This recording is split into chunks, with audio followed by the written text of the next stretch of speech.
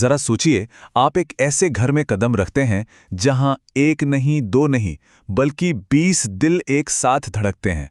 ये सिर्फ एक मकान नहीं, अपने आप में एक पूरी दुनिया है। आज हम देखेंगे कि कैसे एक अकेला इंसान इस विशाल आपस में गुंथे हुए परिवार की धड़कन बन जाता है। चलिए इस अनोखी कहानी को महसूस करते हैं। कहानी की शुरुआत होती है बस एक नंबर से, 20 लोग। पर यह सिर्फ एक गिनती नहीं है, नहीं, ये अपने आप में एक पहाड़ है, एक चुनौती, जिसका सामना हमारी कहानी की हीरोइन आरोही करने वाली है। तो कौन है ये 20 लोग? आप यूं समझिए, एक ही छत के नीचे 3 पीढ़ियां, एक ही रसोई जहां सबके लिए खाना पकता है, और इन सब के बीच में एक नई बहू। ये एक ऐसा माहौल है जहां प्यार तो है, पर ड्रामा और उथल-पुथल की भी कोई कमी नहीं। इस दुनिया में आरोही का स्वागत करते हैं उसके पति राघव, और उनके कहे शब्द मानो सब कुछ बयां कर देते हैं। मेरे सर्कस में तुम्हारा स्वागत है।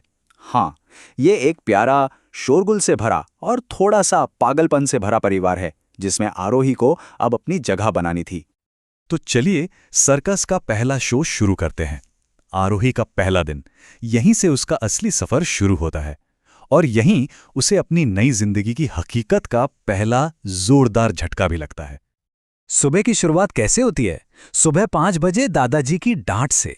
दादी जी कुकर से बहस कर रही हैं, बच्चे टूथपेस्ट पे लड़ रहे हैं, और किचन में तो एक साथ 5 औरतें उसे बता रही हैं कि क्या करना है। इसी अफरा तफरी में आरोही की पहली सुबह हुई। और नतीजा? सुबह के 8 बजते बजते आरोही का सारा आत्मविश्वास चकनाचूर हो चुका था।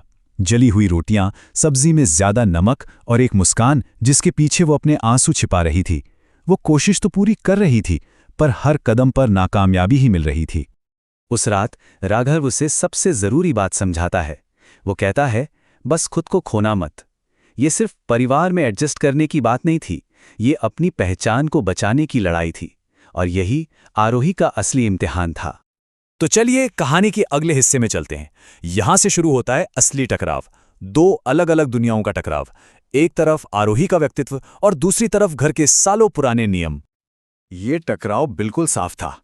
एक तरफ है आरोही, मॉडर्न सोच वाली, शांत और धीमे बोलने वाली, और दूसरी तरफ है ये घर, जो नियमों, परंपराओं और उन अनकही उम्मीदों से बंधा हुआ था जिन्हें कोई बताता नहीं, पर सब निभाने की उम्मीद करते हैं। तो परिवार की नज़र में वो कैसी थी?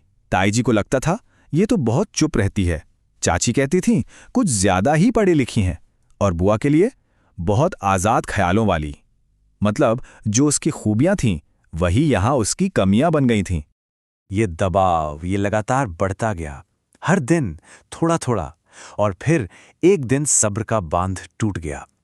सारी छोटी छोटी बातें मिलकर एक बड़े विस्फोट में बदल गईं। और इस विस्फोट की चिंगारी क्या थी? एक बहुत ही मामूली सी सलाह। आरोही ने बस इतना कहा कि फंक्शन के लिए बाहर से खाना मंगवा लेते हैं। जो उसे एक समझदारी भरा सुझाव लगा, वो परिवार की परंपराओं पर एक हमले की तरह देखा गया। और फिर बात बिगड़ती चली गई।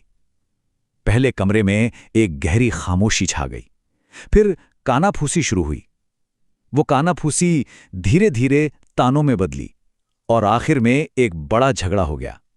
एक छोटी सी बात ने घर में आग लगा दी थी। और फिर वो शब्द कहे गए जो सीधा दिल में चुभ गए।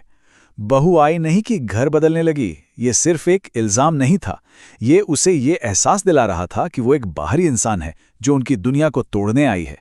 ये आरोही के सफर का सबसे मुश्किल पल था।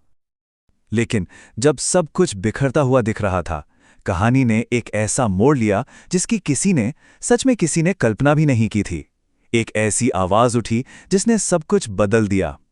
वो आवाज थी दादी जी की, मल्होत्रा परिवार की इमोशनल पार्लियामेंट आप कह सकते हैं।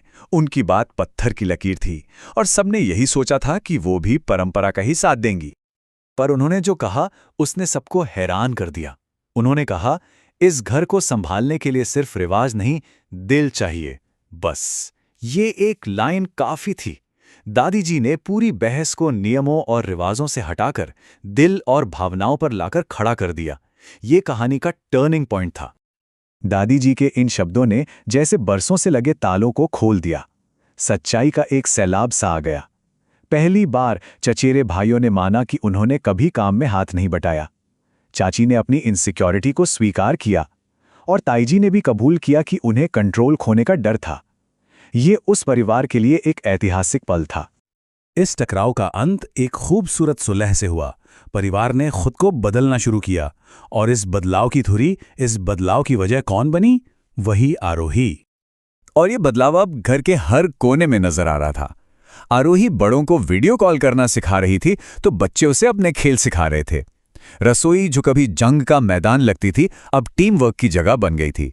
और सबसे बड़ी बात, खाने की मेज पर हंसी मजाक लौट आया था।